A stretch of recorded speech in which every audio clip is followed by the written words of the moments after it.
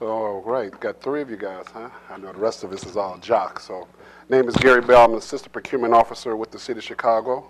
I'm going to be talking to you about the construction incentives that we have on our contracts. Hold on, let me put that up. Let me talk to you. One of them is the Small Business Initiative that we have on our contracts. Also the MBI for construction, Equal Employment Opportunity, EEO, and Apprentice Utilization Bid Preference, okay? All right, so from there, let's first talk about the Small Business Initiative.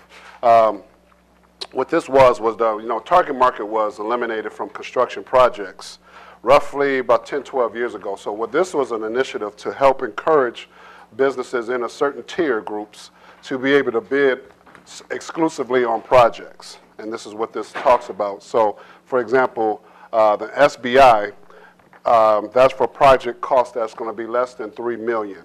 So anything other than $3 million, we ask for those firms who are deemed SBI firms, and it's all determined by the Small Business Association, the size standards. Anything under $3 million, those firms will be allowed to bid on those particular projects. All right.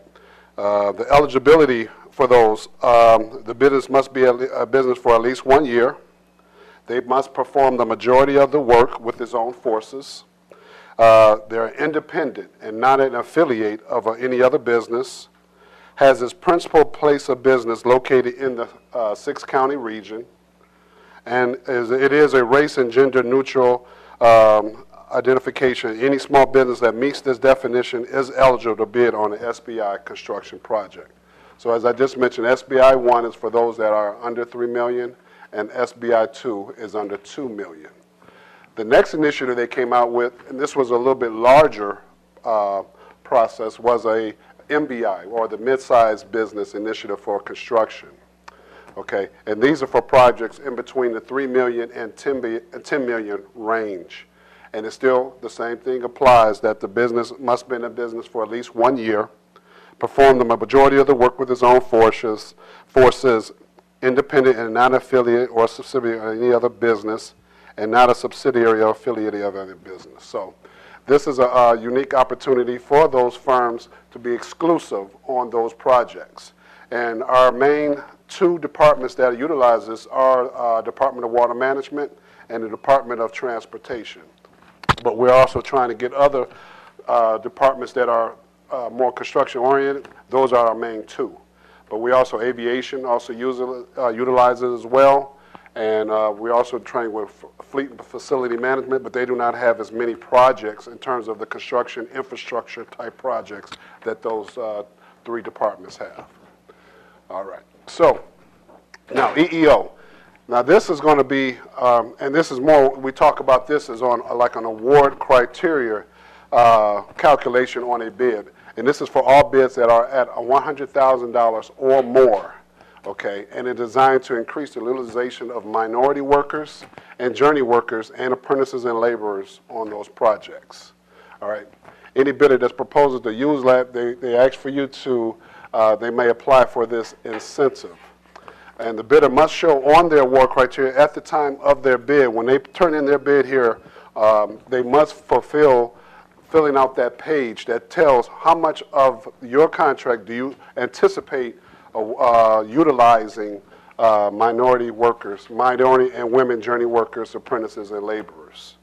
Okay, and like I said, it has to be valued at over $100,000. And like I said, this is the EEO bid incentive.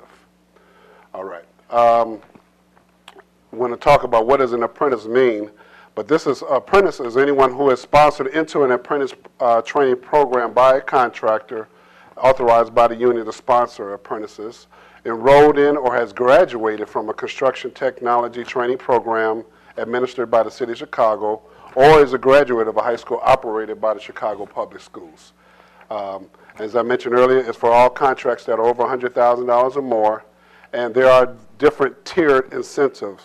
You got the 5 to 10%, which is work performed by apprentices. Results, they get, the contractor will get the bid incentive, not the actual apprentices, laborers.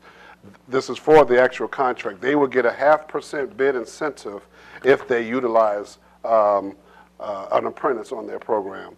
and 11 to 15% if the project area subcon works results in a 1% bid incentive. Okay? All right. Oh, so with that being said, I'll turn it for any questions, because then we're going to turn it over to the Gordian Group to talk about job order contracting. So do you guys have any questions regarding that aspect of the presentation? Okay. If not, I'm going to turn it over to Michael Judd. He's with the Gordian Group, as I mentioned. I'll let you have that. And there you go.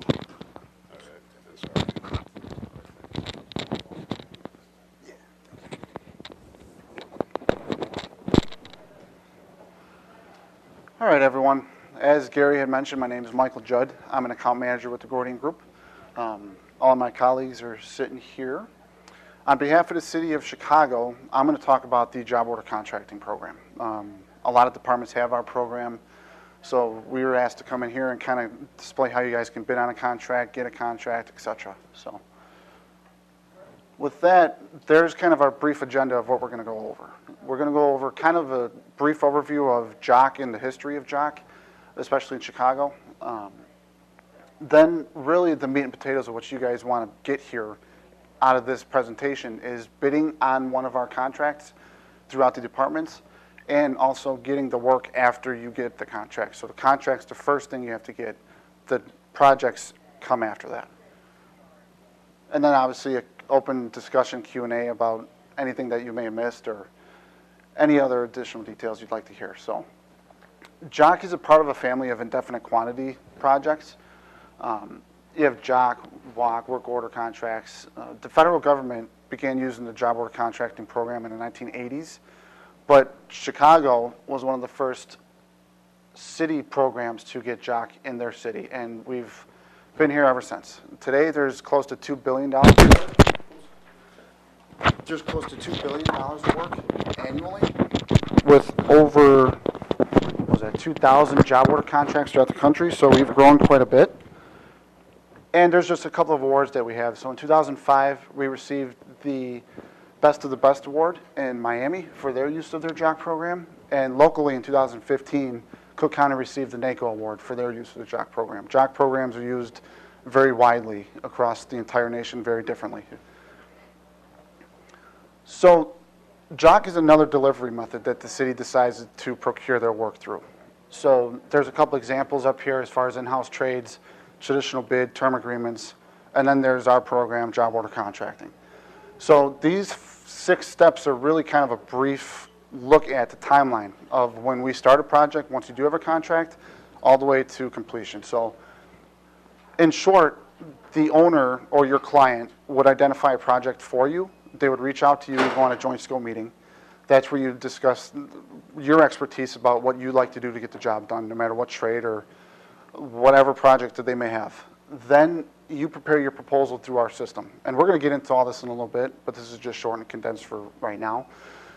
After the client reviews your proposal and you guys agree to terms, then they issue you a PO, and that's normal construction afterwards. So it's really a streamlined procurement method for the city and another delivery method that they use. It's not meant to replace any traditional or term agreement contracts. It's just there as another utilization for them to use. So I kind of touched on it a little earlier, but getting a contract and getting work for the contractors is kind of a 2-part thing. The first part is actually bidding on the umbrella contract.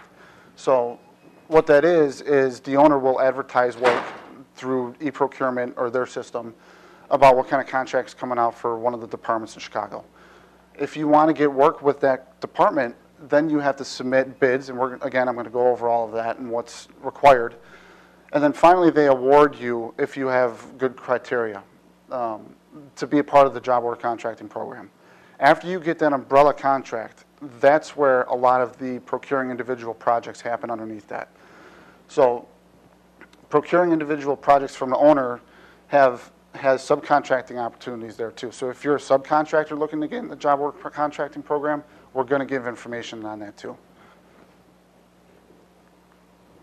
So these are these city departments that have a job order contract in place or have used a program.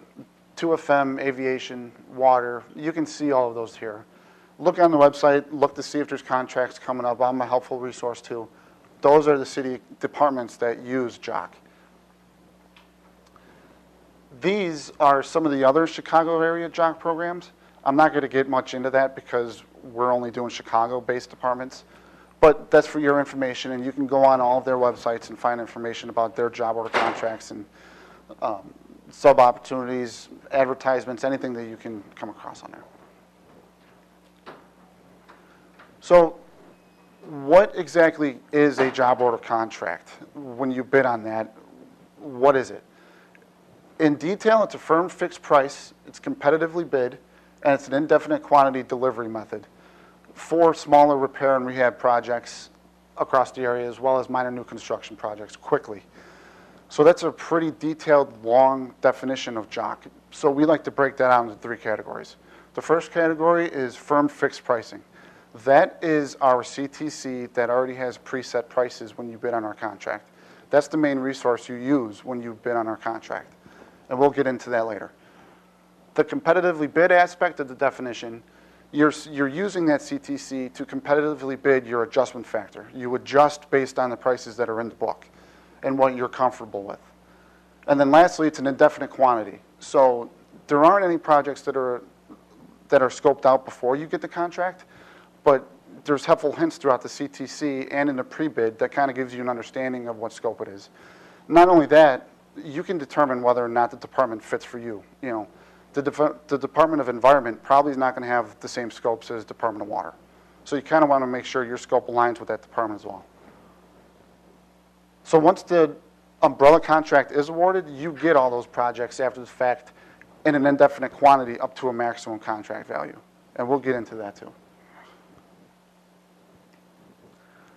So even though once you get a contract, a job order contract in the city, it's mainly performance-based. And we evaluate on a lot of different performance aspects. So your responsiveness as a contractor, when a department reaches out to you for a project, are you timely? Are your submittals timely? Do you have clear and precise scope definition or accurate proposals when you submit them? Pretty much all of the performance of being in a good relationship with the client. And then obviously the construction phase. So there's normal activity. There's normal construction activity after the JOC is issued, after the project's issued. However, we evaluate on that too, because even though there's a contract minimum that we have to reach, you still may not be guaranteed jobs after that. So you have to also perform in the construction side of it too, as well as having successful partnerships and relationships with the client, knowing when to fight your battles or when you accept scopes of work, knowing what jobs you probably won't be able to perform, being able to know all of that going into it and building those relationships help too. Lastly, and I'm going to touch on this a lot, is an accurate adjustment factor and quality staff, making sure you're able to perform the work before you bid on the contract. You want to be clear of that. So these are the actual measurables that we evaluate you on as far as how the process is going from joint scope meeting to the purchase order to the construction completion. We look at the quality of your price proposals when they're submitted, if they're timely, if the construction's timely, if the construction is quality, if you're just throwing together jobs that's not good performance, your achievement of the MWBE goals, because that's huge in this program, and also your own self-performance achievement goals. All of that is self-rewarding and self-fulfilling. So making sure your performance is adequate in these programs, above adequate, I should say. So what are the prime contractor's benefits in getting a job order contract and contract with the city? It can be very profitable. The profit is generated by volume. It's almost like Uber. When you're driving Uber, you're not going to make money off of 1 trip or 2 trips. You're going to make it off of 15, 16, 17 trips a day. That's what JOC is. You're going to make that volume based on the amount of jobs that you get and the performance that you are able to succeed with too. It provides a steady flow of work, so you have that one umbrella contract and you keep getting work. They keep giving you work if you perform well. And you don't have to chase any additional contracts or traditional bid anything. You already have a contract and they can use you at their disposal. You also develop a long-term relationship with the city. So Construction, obviously, is a relationship-based business. Hi, how are you? You can grab a seat. It's a relationship industry, so it's really important to have that relationship with the client, and word of mouth spreads across Chicago like crazy, so having that relationship is huge. And then finally, as I touched on, it's already professionally rewarding. Working with bigger contracts and city departments is professionally rewarding for you too. So that's the prime. The subcontractor's benefits is kind of the same thing. No projects are identified at the time, but a lot of times general contractors will be too busy. They may have other contracts that they're working on. They may want to subcontract those jobs to subcontractors. So having that relationship with the GC or general contractor is huge in that regard too, because that's still a steady flow of work. Even though the GC is getting the steady flow of work, they're going to look to you as a subcontractor for that work. So having that relationship is huge. It's also a simplified process for you guys too. So we're going to start talking about how to bid on one of our contracts in one of the departments, but if you want to find out more information about anything current that the city has as far as job order contracts or any kind of projects the city has in general, you can sign up for the DPS alerts. There's postcards out there, I believe. Gary was holding, or somebody was holding that postcard. Definitely look at that. And also go to the DPS website. They'll have current bid opportunities, and it's very easy. It's very user-friendly. Make sure you check those out. And then obviously, lastly, you can check on current jobs in the newspaper once they're printed. So bidding as a prime contractor, you have to meet the requirements of the contract, or the city will throw away your bid. You have to meet every single requirement, including licenses, insurance, bonding, all the forms. Make sure it's clean, make sure it's organized. If they're looking for a certain page, as far as the adjustment factors are concerned, make sure it's in the correct place. You want to make sure you're following those details. One of the most important things I like to stress on is that previous JOC experience is not required, because it's our job to train you on how to use the system, how to go through the JOC process. So previous JOC experience is not required. However, again, this goes back to what I mentioned earlier. You need to make sure that your scope matches up with the scope of the department and that you're fully staffed, ready to roll, because they will assign a lot of projects depending on the department. You want to make sure you find that scope in the bid documents. So what's nice about our contracts is that they give a checklist for you in our contracts. So you can go through 1 through 9 and make sure you can check off each individual form that you need with the city.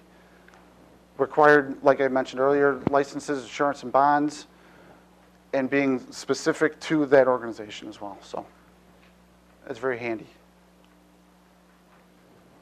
So when you find an opportunity, and when you go on the website and find that the Department of Water is coming out with a contract, you open up the e-procurement link, you get in there, you find 4 books, or 5. 5 is with transportation. Typically it's 4. So you got the instructions to the bidders and the execution documents in part 1. Then you have the general conditions and special conditions in part 2. And then where you calculate your adjustment factor is in book 3 and 4, the construction task catalog, technical specifications, and if there is a book 5, client specifications. So you have to make sure you're reviewing both of those as well when you bid on a contract. So it's kind of small to see up here, but this is what one of the headings in our CTC or construction task catalog looks like. It's a full book with preset prices already for you. So when you get a JOC contract, you can't negotiate a price because it's already there. Go ahead. The bid is the adjustment factor, and I'll get into that in a second. The prices in this book include local, so City of Chicago, labor, equipment, and material, and it's customized for that department's tasks and standards. So again, the Department of Environment is going to have different line items in their CTC than the Department of Water, naturally. So book 4 are the technical specifications to the line items. So if the line items don't have detail underneath them, if they're summary task items, the details will be in the technical specifications. So it's important to note too, when you're reviewing this book, that every single item has to have a specification, whether it's in the CTC or if it's in this book.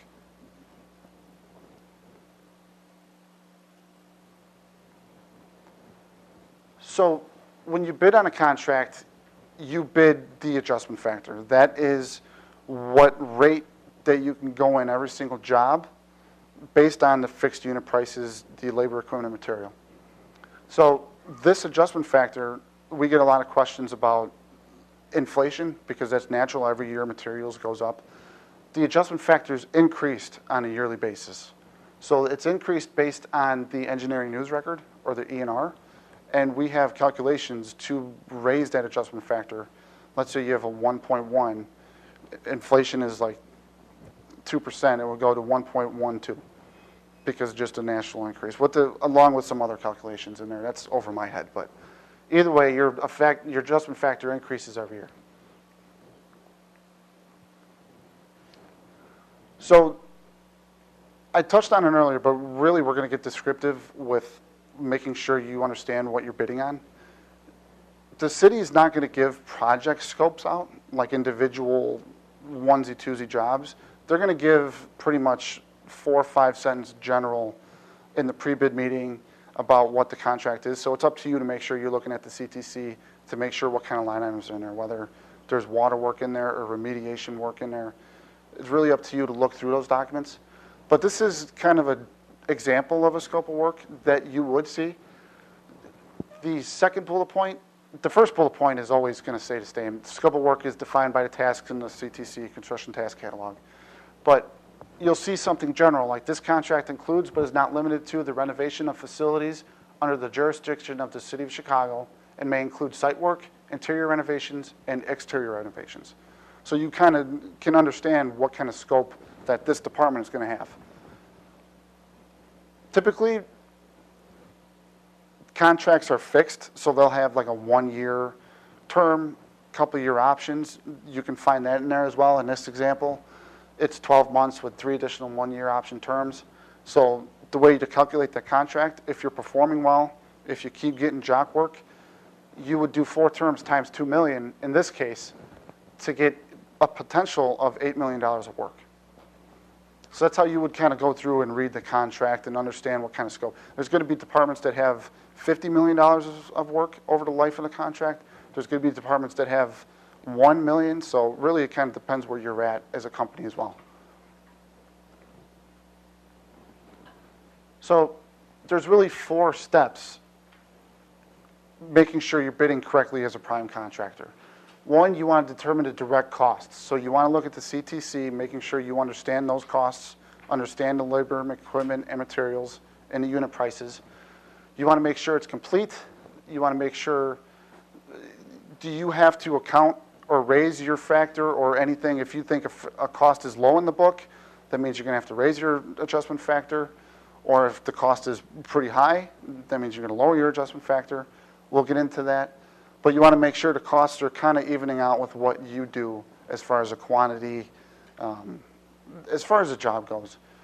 The step 2 is determining the overhead cost and profit expectations. You'll see in your contract documents that a lot of costs are in your adjustment factor, such as these: bonding, insurance, staffing. You can't account for that in your cost proposal because that's in your adjustment factor. And you'll find that information in the CTC as well.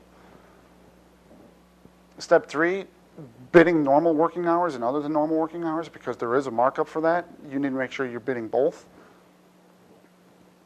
And then step 4 is specifying the equal employment opportunity commitments and determining the award criteria factor. That's a part of that checklist, and you'll find that in the documents as well. So right now, the lowest bidder on the award criteria is what is awarded the contract for the City of Chicago for the adjustment factor. So as I said before, you want to bid these correctly as a prime. You want to anticipate the type of work that they have. Again, that's through the CTC and that general scope of work that you'll find, and understanding what department you're going to be going through and getting work for. At the pre-bid meeting, we typically have 4 slides, and we'll be doing the presentation for that, so you'll kind of get more information about the scope and probably an example of an example project or what have you. You'll be able to see 4 slides that examine that. And then you'll be able to analyze the prices in the CTC once you get those documents. And then you want to run sample projects. So the next slide goes into that. So this is kind of the preferred method for analyzing the prices into CTC. You, in short, want to build a proposal in Excel with the line items from the book, add them up, and see where you're at, in short. And then your adjustment factor gets determined from there. So, for example, let's say a project that you've done in the past paid you $82,323, and you were happy with that. You made profit, the client was happy, you performed well, everything was good. Then you decide you're bidding on one of the contracts, and you build that job through the CTC using the line items, pulling out line items and typing them in the Excel and then adding them up. And they added up to $75,746. Well, you're obviously short based on what you built in the book. This is how you calculate your adjustment factor. You would divide the price from the book from the price of the real job that you did, and that quantity is what your adjustment factor would be. So if this job paid you $75,000, but you really got $82,000 in real life before you bid on the contract, you would need an adjustment factor of an 8% markup. That's just like vice versa. If you build up a job, let's say, again, in real life you made $82,000, but from the CTC, you built it up to $90,000, then you can go down, if you're comfortable with that. That only means you would be able to take every single job at that markdown or markup. So you want to be careful doing your adjustment factors and making sure that you have an accurate, clean adjustment factor when you submit your contract docs. So then kind of an example of what this may look like. You can set it up in Excel, as I mentioned. It's kind of hard to see, but you'll see the CSI number from the book. You can just type that in for your reference. You can put the description of the work in there. The unit of measure, you want to make sure you're using the right one. Specifically, you want to use the quantity that you're going to use, the unit price from the book, your adjustment factor of 1, because you're not doing any markups yet at that point. You're calculating what the job would give you out of the CTC. And then that would give you a line total. And then once you add all those up, it's kind of small, but you'll see the total at the bottom, 2,400. That's just thrown in tasks. But that's how you would calculate the fake job from your real job, then do the adjustment factor from there. And what's important is, once you do that, that's not the end-all, be-all adjustment factor that you should have. You should build a few jobs so you can kind of take an average of the adjustment factors and say, okay, I had a 1.08 factor here, a 1.01 factor there, a 1.35 factor here. How do I, based off my best judgment, where do I feel comfortable with that when you bid on that certain contract? And a lot of the projects, as I mentioned earlier, vary in size. Depending on the contract that you get, like I said, you can get $50 million or you can get $25,000. You know, you're not going to get $50 million at the same time because that's the maximum value of the contract, but they vary in size. So you want to make sure you use projects that you've done before that vary in size as well. Build them up, see where those calculations come out to. Another good method is getting subcontractors to look at the book too, because a lot of times if the GCs are busy, they're going to rely on them. So they should be able to determine if those costs are good or not either for your company and for your best judgment. So after you calculate your adjustment factor and you get awarded a contract with the city, then you can start procuring jobs underneath that umbrella contract. So this is kind of a more in-depth detail to that 6-part slide that I showed you earlier. This also hinges a lot on your performance and how you perform through each one of these steps as well. So the department would obtain procurement approval to move forward with a project. At that point, they would call or email you to meet them for a joint scope meeting. At that point, you would finalize the issues, everything that the client wants, what you think you can do to get the job done.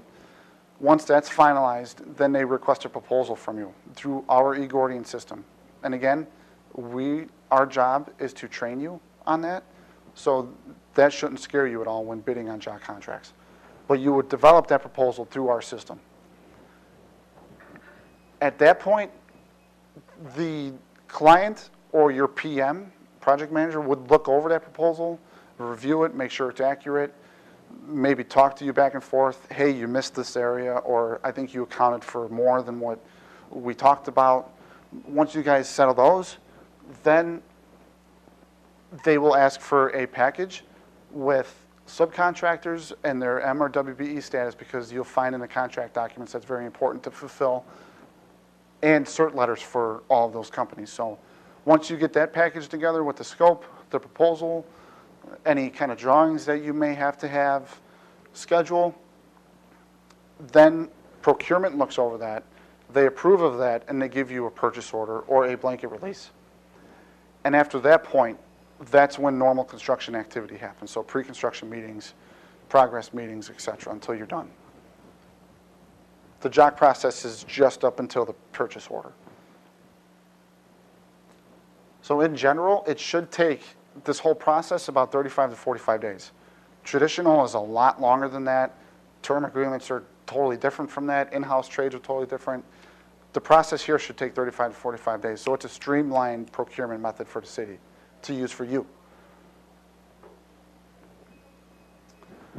So the subcontracting opportunities, like I said, you can, if you're a subcontractor looking to get into JOC work with the city, get a hold of a bunch of GCs on the contract. They make it publicly known on the DPS website who's awarded the contract. They show who's all on that contract. So get a hold of that company and try to reach out to them to say, I can perform this trade, I can do that. Because they will be looking for that M or WBE or just other work that they can't handle that they may trust you to do. So get involved with those GCs and identify those programs who have similar scopes of work to you. Yes? Certified veteran-owned important too? I'm sorry? Is certified veteran-owned important too? Like the women-owned and minority? That's, I think, I'd have to get the city, one of the city representatives to answer. Is Gary here? You may get credit for that. I don't want to speak out of terms though. I'd have to ask one of the city reps for that. I mainly know of minority and women-owned business.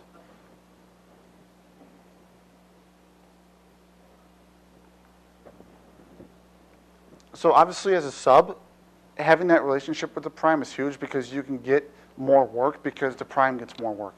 So if they can't handle a lot, they'll trust you to take care of it and get it done. But there are a variety of methods of ways that GCs will reach out to you. And it's up to you if you want to bid on their jobs or contracts or not. But it's important to understand some GCs may just want you to provide a sum quote based on what, okay, you want me to do this, this is how much it's going to cost. They may want a sum quote with a material breakdown. So you may have to provide some additional details. Or they may want you to actually build a proposal from the CTC. What's important to note, though, is that you're not bound to do that because you're not a part of the JOC program. That's, I haven't heard anybody that asked that, but they can ask. You don't have to do that, but they may ask you to do that. So it's up to you if you want to take the work or not. So as contracts are being advertised, even if the work is out of your scope and out of your range, it might be beneficial to go online and download the contract documents anyway, because that's where the CTC is going to be in every department contract anyway. So you can kind of see for yourself what the CTC looks like, what the prices look like, kind of get familiar with how it looks and how you can build proposals. It might be beneficial for you that way, especially if you are working with a JOC vendor already. So you kind of know where they're coming from and what prices that they have to build their proposals on. So as a summary with the JOC program, it's an established procurement method nationwide, and it's very beneficial to the city in particular because of the streamlined process. It's a very beneficial process for them in terms of getting work done instead of going out traditional bidding things or jobs that in-house staff can't perform. It's a performance-based contract, so if you don't perform well, odds are you're not going to get any more work or you're not going to be accepted or awarded another contract. So it's a really big aspect of this is the performance-based, not only in the procurement side, but in the construction side. For the prime contractors who submit a bid, you want to make sure you do your necessary diligence and legwork to make sure you're submitting accurate contract documents that you're confident with and accurate adjustment factors that you can be accurate and confident with to perform the work. So you want to make sure everything's accurate, you're confident with it, and it's following those guidelines that those contracts give you. And then for subcontractors, be aware of the JOC contracts and be aware that contractors are being awarded so you can reach out to them and that you're ready to perform for them. So it's a huge opportunity for both primes and subs as well. So with that, you can contact the Assistant Deputy Procurement Officer if you have any questions, Byron Whitaker.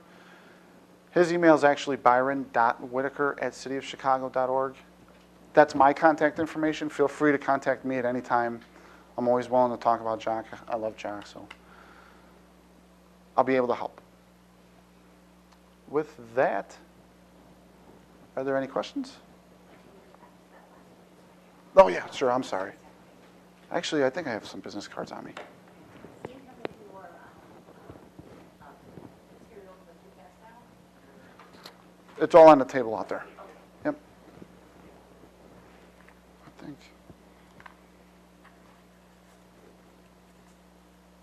I think I have just enough. Are there any other questions? Are there any city-based questions or? I have a couple. I work for an African-American-owned woman Okay. business, and so we have both certifications, and I've done some of these things where I've handed in certifications and things like that. We are a manufacturing company, so we manufacture divisions 6 through 14, some 15 actually as well, depending on the contract. Mhm. What I've had trouble with when I was doing the aviation department and doing for Midway Airport, I was going in as I wanted to go in as a supplier, but it was I needed to have a catalog. And so the main person that you all have used in the past was Granger. You used a lot of Granger. Okay. Granger had not published the pricing for the new year. And I happen to know someone over at Granger, and I know why they were doing that, and there was a specific reason, because there was a bunch that was coming up, and they didn't want to be bid against, is the truth. So they had held pricing off of the new year's pricing list. They were going up, but they weren't advertising that was going to be. That was behind the scenes, that I understood that that's what they were doing. Okay. As a manufacturer, we obviously were manufacturing a lot of those same materials that you all were getting. Right. I wasn't able to, I don't have a huge catalog like Granger. I'm not a Granger. Mhm. I'm in the city of Chicago, and a woman-owned manufacturing company, Sure. which is, there's none of us. I mean, that's very few of us. So we should be able to go in as a sub on some of these things, or even a prime in some circumstances. If you provide the material, absolutely. So I'm having trouble with some of those things that we were just discussing, or that you were just discussing, and how I get some direction in what's best for us as a Right. business, so that we have a line of appliances that we specifically designed for CHA. Okay. CHA should be wanting to come to us with that because of, all of our certifications Right. and five-star energy, and the appliances are beautiful for stainless steel, for CHA, which never does that. And so we have the ability to do that if we want to work with the city. I just need to know how to get connected. Right. With CHA, that's outside of here, so I'm not too familiar. I know some of my colleagues may be working with them, but as far as the city, and correct me if I'm wrong, but you would be able to go in as a subcontractor to any of these GCs. So look on DPS website, look at who's been awarded JOC contracts, and reach out. Reach out saying that you can provide supplies and get in that way. Right, because then I also fulfill their certifications. I Right. fulfill those percentages Exactly. on both ends. Which is huge. It is huge. It can be up to 28%. Yep. I mean, Well, they vary, on average, but I yeah. mean, it can go from 22 to Right, 28, right. depending on when it Yeah. is. Yeah, it can go a little lower, but not often. Sure. But yeah, definitely look up that way. So, I would recommend that you also attend the city's seminar on doing business with the city of Chicago. Okay, Our contracting primarily is more construction related, right. so I don't know if that really fits your manufacturing aspect. Okay, A term agreement with the city or okay, one okay. of the other agencies would be more in line with what I think you're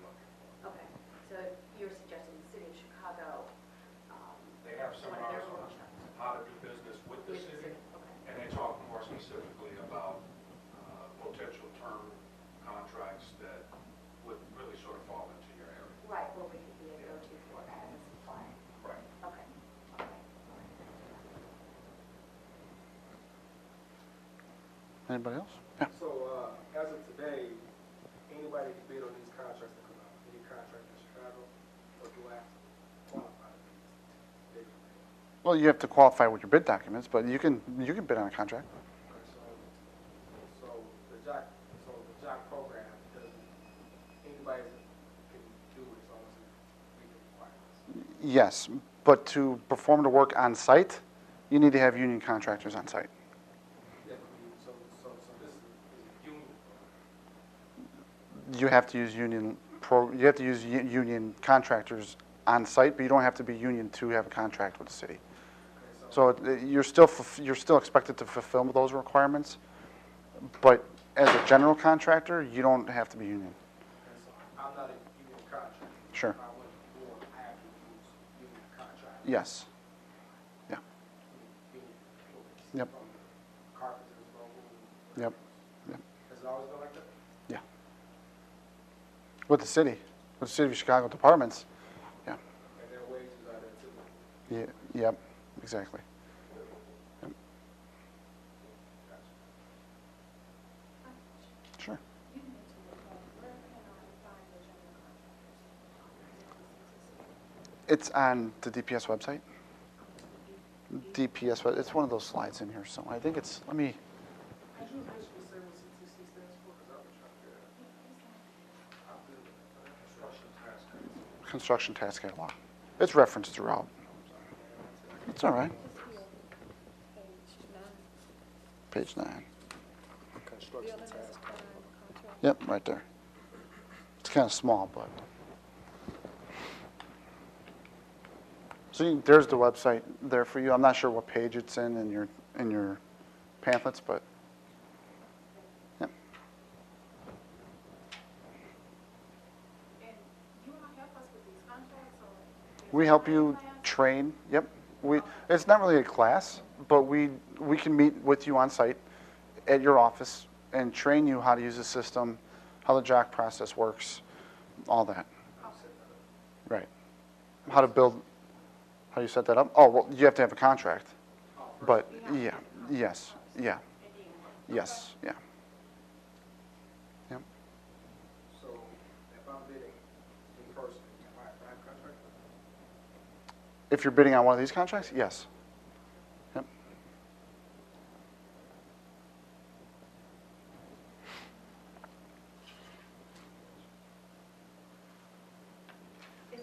So, I'm sorry, so the whole seminar is basically geared towards prime contractors. This seminar. Yeah, pretty much, most of it. Although we tend to try to gear towards the subcontractors and give them avenues and opportunities to work under the GCs who have that contract. And that's what we try to do. So, but yes, it's mainly primed for prime contractors. Yeah, sure. Just one contract or for your? With the entire department. Yep, on all departments. So if I get 2, 3 contracts, then you have to have. Yes. Well, not the bidding. Not the bidding. Not the bidding. The e-gording system. Yes. That's the system you build your proposals through.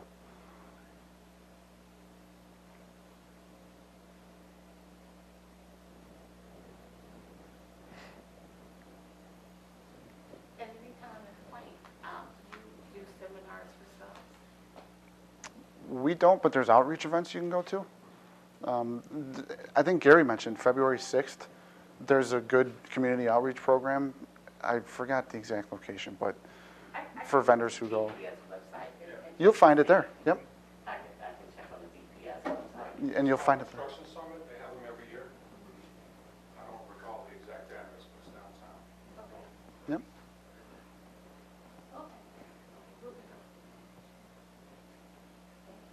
Okay. Hmm. Are these slides someplace else to look at? I believe you can find them on YouTube after we're done. I'm trying to, because I know they're small. If you want, shoot me an email, and I'll send you the presentation. Because I'm not sure how you can get that electronically, but I'll send it to you if you email me. I can't believe this is all union. A shock. City of Chicago. The city has a project labor agreement. Yep. Typically, the agencies that employ union people tend to have that associated with their contracts. They're looking at ways to develop other means of soliciting work, but they haven't really pinned anything down this year. And these are not just minority contracts. These are for anybody. For some contracts, they want you to have X amount of minorities, right? Correct. Right. Every city of Chicago contract has a compliance goal, whether it's traditional bid or not. So there's a minority goal as well as one called business goals. I'm a union carpenter, actually. And I'm just trying to count how many minorities I've seen in my 15 years of trade. If I have to go find them today. A lot of Companies? people. The word ain't. They have to be companies. I'm a Company, former, I used to work for MBE construction company almost 20 years ago. And the statement he just made is true. I mean, you can call them on your hand. every job site that I've ever gone to, I was the only black. Every job that I've ever gone to. And they kept me, well, I don't want to say the wrong thing, but they kept me. I had to go find 15 minorities right now, and look, it'll never happen. Just go look out the window when you're around the city of Chicago. That's why I was super surprised with this. Super surprised.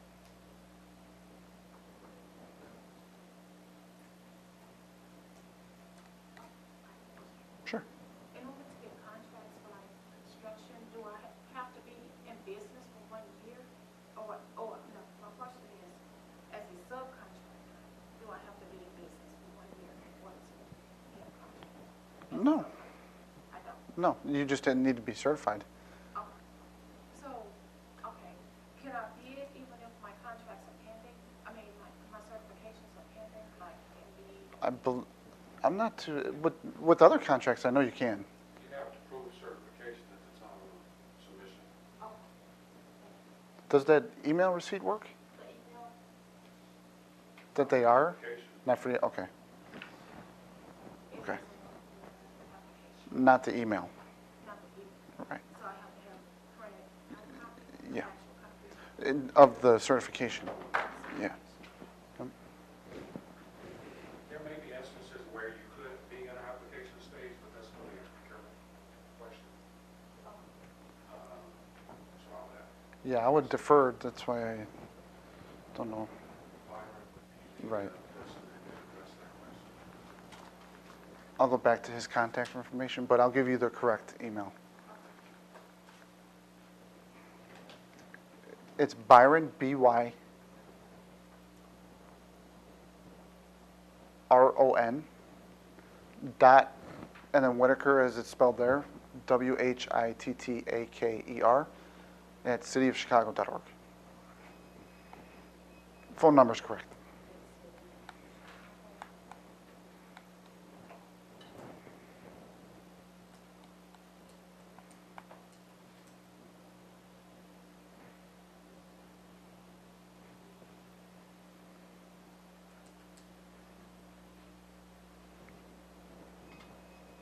Any more questions? No? Thank you all for your time, coming down to City Hall, listening to me spew off some JOC stuff. If there's any questions, please let me know. Please feel free to contact me. I'll always be happy to help. All right? Thank you. I'm not sure.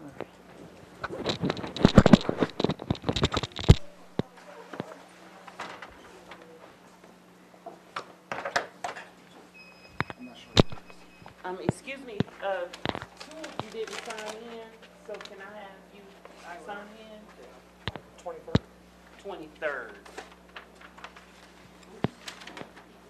I'm not sure if this is all right.